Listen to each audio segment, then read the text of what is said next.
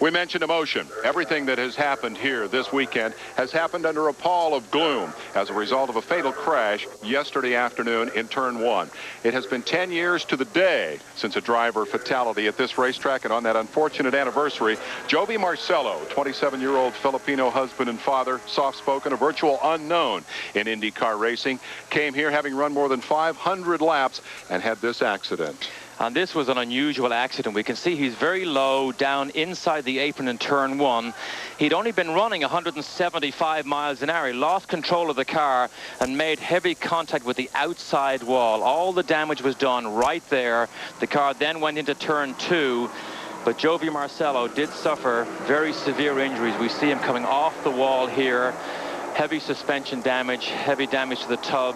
But Jovy Marcelo, a very unfortunate incident. You make a key point, and that is the one of speed. He was running at 175 miles an hour, give or take. The pole speed had been over 230, and he, in fact, had lapped at close to 216, 217. So speed and the impact are not necessarily always directly associated. We can get more on the aftermath of that crash from another of our pit reporters. Let's go trackside to Dr. Jerry Punch. Thank you very much, Dave. This is unfortunately part of the job I do not enjoy. We just moments ago, the Bob Walters, Director of Public Relations for Indianapolis Motor Speedway, came to us with information from Dr. Henry Bach, who is the medical director here at the Indianapolis Motor Speedway. Henry and his crack staff were there, as they are every day during the month of May, to try to preserve life and limb. Dr. Bach had received word just moments ago from the coroner listing the official cause of death for Jovy Marcelo.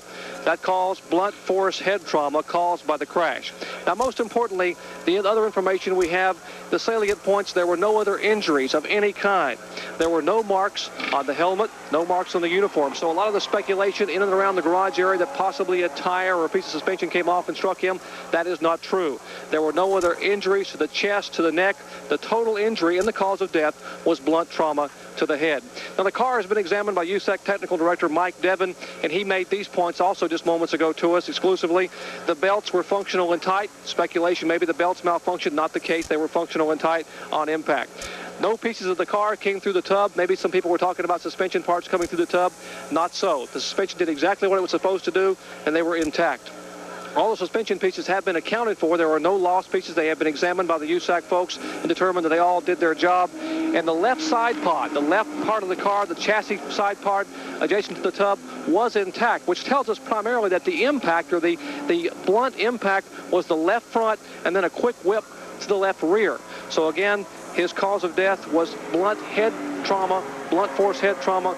Basically, it's a G-force deceleration type injury that caused the death of Jovy Marcelo. And quickly, we might mention the funeral services will be in Hillsborough, California. He will be buried in his native Philippines. His father, Edward, here making arrangements, and they are as yet incomplete. Back upstairs. It had been 10 years since Gordon Smiley died at Indianapolis. It is a reality which we never become accustomed to. Well, that's right. I think this month in particular, we've had so many good days where we've celebrated speeds, the Guerreros setting new track records. I think they've had celebrations around the world when Guerrero did those type of speeds. But I think the savage reality of what can happen in IndyCar racing started to come when Mears had that horrific crash and people held their breath hoping he would survive. Nelson Piquet's accident suddenly serious injuries to a three-time world champion. Well, Jovy Marcelo was here chasing his dream to become the first driver from the Philippines to race at a track like this. Unfortunately, the reality was that he is not going to realize those dreams, and he leaves, I think he leaves his family, his wife, his child with memories of good days, because he had some good days in the past. We will remember Jovy Marcelo in happier times. Laguna Seca last year, the battle for the Toyota Atlantic Championship. His friend and rival Jimmy Vasser in hot pursuit. The man who came across the finish line first would win the title. And so when the pressure was on, Jovy Marcelo prevailed and took the crown. And in victory lane, he celebrated with his father. And thus we will remember this quiet young Filipino, Jovy Marcelo, dead at the age of 27. We'll be right back.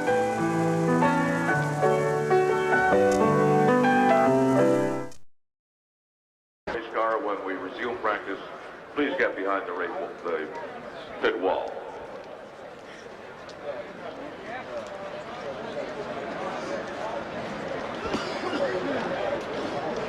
Jovy Marcelo a Filipino rookie, was killed Friday. Marcelo was beginning a qualifying run when he spun going into turn 1. Damage to his car relatively minor compared to other crashes, but Marcelo was apparently struck in the head and the chest. He was unconscious and pronounced dead after being rushed to Methodist Hospital in Indianapolis.